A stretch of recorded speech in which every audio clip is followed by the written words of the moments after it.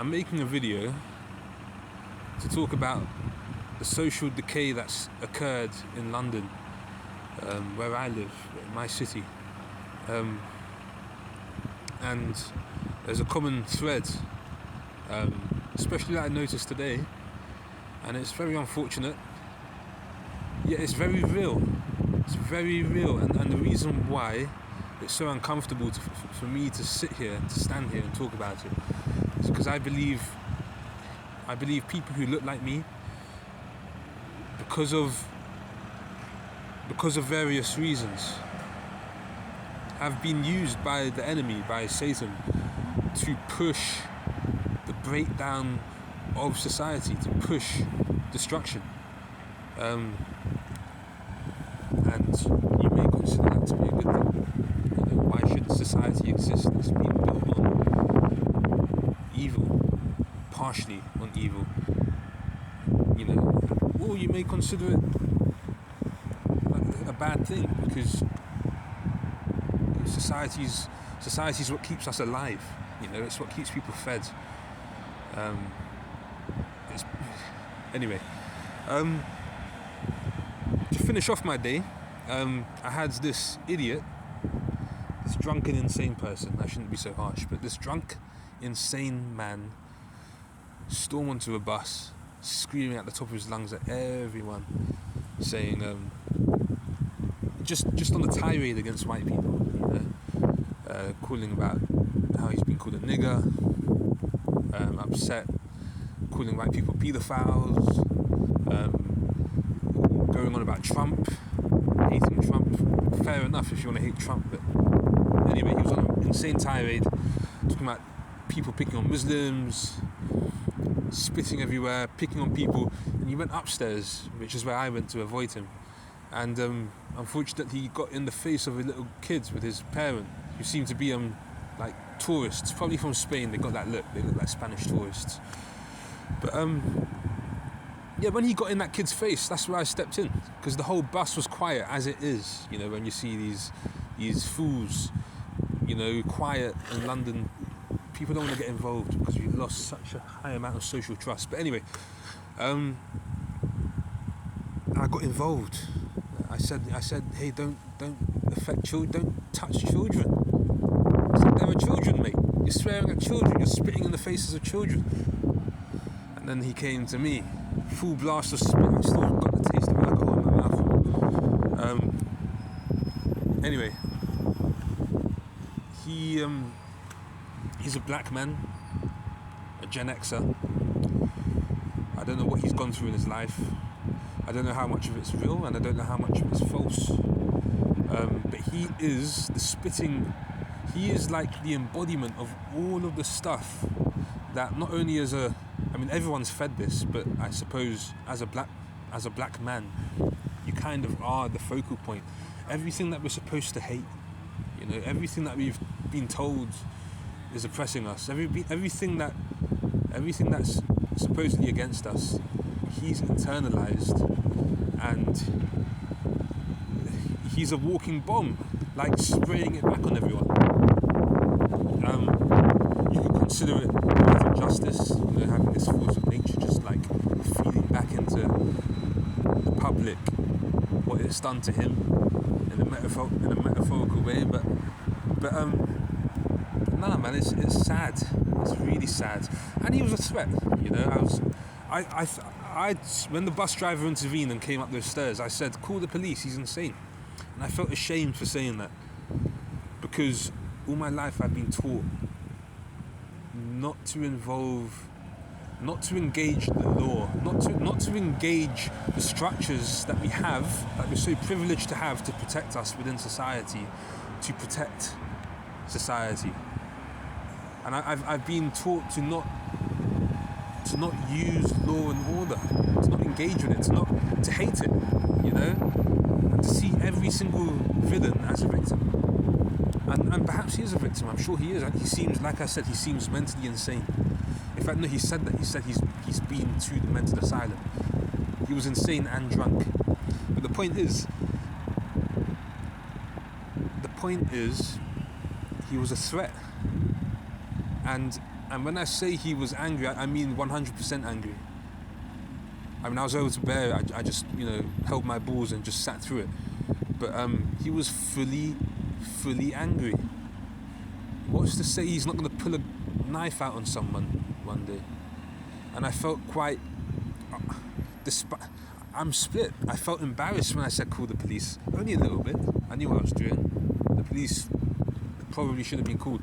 But after he left, or when he was leaving, I felt embarrassed more about my embarrassment. Because no one on that... Everyone was a sheep on that bus. No one was willing to do anything. No one said anything. There was no conclusion afterwards. Everyone just remained quiet. But I was thinking upon myself, like, well, this guy's a threat. This guy's a genuine threat to people. In the physical sense, perhaps. Why is that there should be no shame in calling the police? In fact, I thought that is masculinity, to be able to call the police, to be able to have checks and balances for people who do wrong or are likely to do wrong. Not in a vague sense, obviously, but people like him who are active threats. I shouldn't feel shame for that. And obviously that's Satan, like that's the devil's work, from young, when you're taught not to snitch, blah blah blah. That's all Satan. And don't get me wrong, not everything needs to be snitched about, but certain things should be. And there's nothing gay about saying that. It's completely true. Certain things you're gay for fearing being a snitch. Certain things you're a coward for not being a snitch about.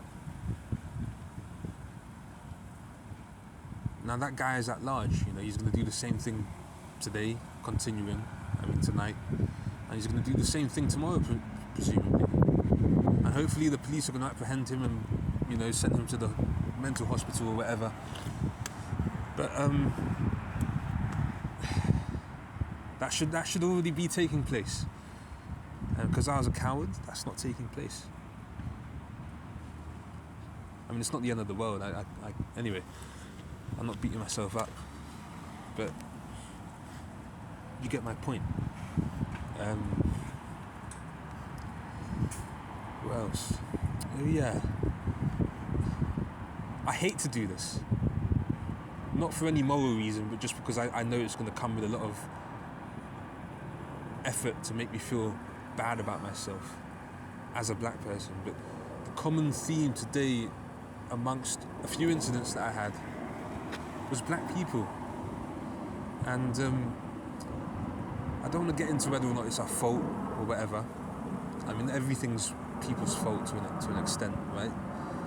You can't... There is accountability. People are responsible for their actions. Everyone has to stand before God. Everyone has to account for their sins. Blah blah blah. Everyone has to be judged. Everyone's responsible for their actions. But yes, I also understand we are a very broken people, and it's not necessarily our fault. But at least they didn't necessarily begin with us. But anyway, I didn't deal with him, but the whole bus had to bear some bald, fat, African middle-aged man, probably Nigerian, he sounds Nigerian, belting at the top of his voice on the phone to his friend, listening to his horse crap, Only to discover when he came down the stairs he had no earphones in and he was still going, and there was no phone visible. He was just insane. He was just belting out loud, talking to himself as though he were talking to someone else about everything and anything. It is loud, like 70%, and 70% is loud. He was the loudest voice in the room, and we had children screaming too. With his croaky voice, nothing against Nigerians. I love Nigerians, but that's an issue when you come to London and the whole bus has to hear you belt your nonsense. And I know he was probably insane. He had no gear to suggest he was on a phone call. He was just talking to himself. I know he was insane. I feel bad for him. He shouldn't be insane. That's bad. But this is a common occurrence. As a Londoner, we can all say we've been there before. And it's not just Nigerians, it's been Indians too, Arabs too. But Nigerians are common culprits, and it's clearly part of their culture to just talk really loud, usually on the phone. And it's not right, it's not fair. No one wants to hear that, and the only reason why people are quiet is because no one wants to push the button first. No one wants to initiate the battle or the potential battle, you never know. But no one wants to be the guy to take all the slander first. You know, no one wants to set off the bomb first, but this is not right. This is not a way to live. You know? What else was there? I mean, I'm reminded, there was another one, but I might remember it, but again, this was not today, but where I am right now, I won't say where I am, but I'm in South London, and on the bus stop, at the bus stop opposite to where I am right now, I remember some Jamaican, Jamaicans. I'm Jamaican, partially. I love my country, I love Jamaicans. But yeah, Jamaicans are another one, you know. Okay, so that reminds me of the other one that happened today. Today, bus driver's Jamaican, cool guy, nothing wrong with him. 30 guy, nothing wrong with the guy, he's a nice guy. I can't remember why I think he's nice. I think he did me a favour, let me on the bus, I got a crutch. But another Jamaican comes on, nothing wrong with the guy, completely decent guy. You know, he didn't do anything wrong. It's just, when he came on the bus, he was asking for directions, he wasn't there to board the bus. And all we had to sit through like 2 minutes of these guys seemingly belting at each other, you know, shouting at each other. It wasn't that loud. If the Nigerian guy was 70%, these guys were 50%. But and look, this is how Jamaicans talk. You know, if anyone's watching this and you're from Jamaica, they'll be laughing at how, you know, this is just culture, whatever. This is how Jamaicans talk. And I get it, it's not the end of the world. But nonetheless, it's not... That's how Jamaicans talk. I get it, but this is not Jamaica, this is London. And I, for one, and I think most people, for one, or for how many they are, prefer it when they don't have to listen to you. Almost, you sound like you're almost about to fight, just because you're asking for directions. We don't want that. And I know it sounds perhaps insensitive, like, why is one culture better than the other? But I'll say this, like, there's tyranny of the loudest. This is not the majority, but it's a tyranny of, I mean, quite literally, it's a tyranny of two people being very loud and everyone being too cowardly to say anything, because they've got no position to say anything. They're just people in society. You know, we're not being ruled properly. We're not being safeguarded. Safeguarded is harsh, but we're not being. Society's not being governed correctly. But anyway, these Jamaican guys. It was a tyranny of their loudness, and that's not fair. Most people don't talk like that, and most people, especially in London, which this was the state of things before all of this started. Most people just want to be able to think in their own heads. You know, that should be the default. That is the default. That should continue to be the default. But unfortunately, it's heavily threatened. It may not be the default if people don't defend it.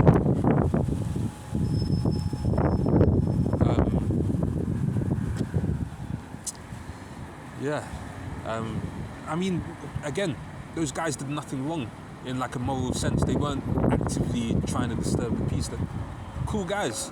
They were respectful to one another, you know, whatever. But nonetheless, it's another example of another culture interfering with the status quo in a negative way, in an obnoxious way. It's not fair.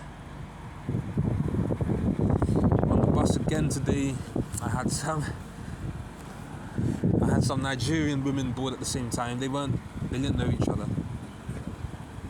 And the bus driver was also African or Nigerian. I'm presuming Nigerian, because they seem to be able to talk to each other, not in a language or anything, but just like reason on a level together for a certain amount of time. Not too long. But there was this sweet Australian lady with a nice accent, like a lilting, like gentle accent, trying to tell them. And don't get me wrong, you're allowed to. Anyway, she was trying to let them know there's a diversion at this point here on the road, and you should beware to board this bus, blah blah blah. And the bus driver wasn't seemingly saying anything. The bus driver didn't know. This woman just wanted to be involved. She just wanted to be involved. This Australian woman, she just wanted to like join in. You know, she just wanted to be part of society and help out. You know, she was there with her stroller. She's probably lonely. She wants to engage with people and help people. Her heart was pure, from what it seemed, you know. And these Nigerian women are just giving her the cold shoulder. And as they're completely ignoring her, as though she doesn't even exist. As if to say her voice is irrelevant. And then when they finally board the bus, they chuckle at each other, kind of. And I'm like, man, this woman is just trying to be a friend. You know? In fact, what this thematically is like a woman trying to be. It's a bit cheesy. It's like a white girl trying to be like friends with the black girls, blah blah blah. But she was just trying to be your friend. She was just trying to help out. She was just trying to establish a bit of like neighborhood friendliness. And you completely ignored her. You completely looked down upon her. And then when you like entered the bus, you chuckled at her as though she was below you, as though she weren't worthy enough to talk to you. It's embarrassing. And then when you sat down, you two Nigerian strangers, you helped each other out. You know, the young lady helped out the old lady, like where her stop is or whatever. Because there was this like elder to younger familiarity and want to help because they were the same culture. Because they were of the same colour, because they were of the same country, because perhaps they even of the same tribe. Again, it's not the end of the world, that's fine. That's beautiful. The only problem is that you're in a place now that it's not about you and your tribe. It's bigger than you and your tribe. And if you can't engage beyond your tribe, if you give people the cold shoulder, you aren't in your tribe, you destroy society for the rest of us. It's not fair. That's all, it's not fair. It's not nice. It's stooshy, it's classist. I mean, obviously it's not a class I'm talking about, but it's the same thing. It's tribalism. It's dumb. And everyone's tribal to a certain extent, but most people, normal people, integrated people, young people in a city like London, they're not tribal to that extent. If anything, they're not tribal at all. They're barely tribal, but they're definitely not tribal ever to that extent.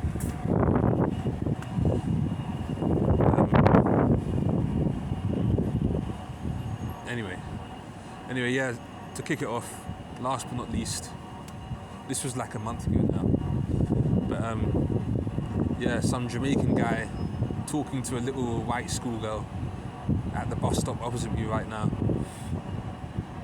and I thought he was her like teaching assistant from school. She was in her uniform. She was very like small, maybe like 12, 13, and he's just talking to her, and I'm cool with it.